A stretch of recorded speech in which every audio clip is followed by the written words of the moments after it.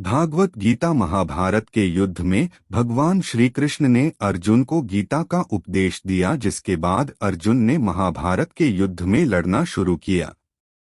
भगवत गीता में कही गई बातों को महत्व आज भी उसी प्रकार बना हुआ है जितना कि उस समय युद्ध की भूमि में था। लेकिन क्या आप जानते हैं कि श्री कृष्ण भगवान को भगवत गीता का उपदेश देने की आवश्यकता क्यों पड़ी? महाभारत की रणभूमि में अर्जुन को भगवान श्री कृष्ण द्वारा दिया गया ज्ञान सर्वश्रेष्ठ ज्ञान माना गया है। श्रीमद् भागवत गीता श्री कृष्ण द्वारा बताई गई बहुमूल्य बातों का एक संग्रह है। भारतीय परंपरा में गीता वही स्थान रखती है जो उपनिषद और धर्म सूत्रों का है। भगवान श्री कृष्ण के द्वारा दिए इस ज्ञान के कारण ही अर्जुन युद्ध के लिए तैयार हो सका। गीता की उत्पत्ति क्यों हुई? गीता की उत्पत्ति कौरव और पांडवों के युद्ध के समय कुरुक्षेत्र में मानी जाती है। भगवान श्री कृष्ण अर्जुन के रथ के सारथी बने थे।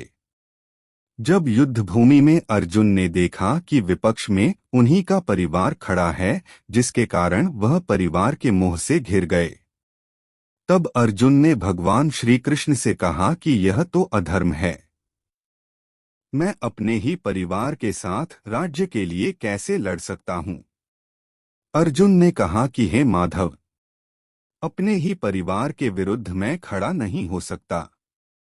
तब श्री कृष्ण ने कुरुक्षेत्र के मैदान में अर्जुन को उपदेश देते हुए कहा कि हे पार्थ, तुम्हें अपने क्षत्रिय धर्म का पालन करना चाहिए और एक क्षत्रिय की भांति अपने अधिकारों के लिए लड़ना चाहिए।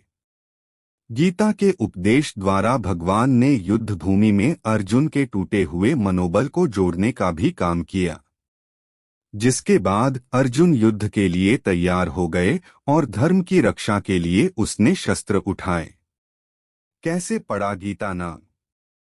गीता शब्द का अर्थ है गीत और भगवत शब्द का अर्थ है भगवान।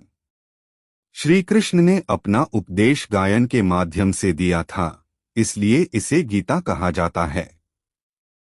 अक्सर भगवत गीता को भगवान का गीत कहा जाता है। भगवत गीता पाठ के लाभ।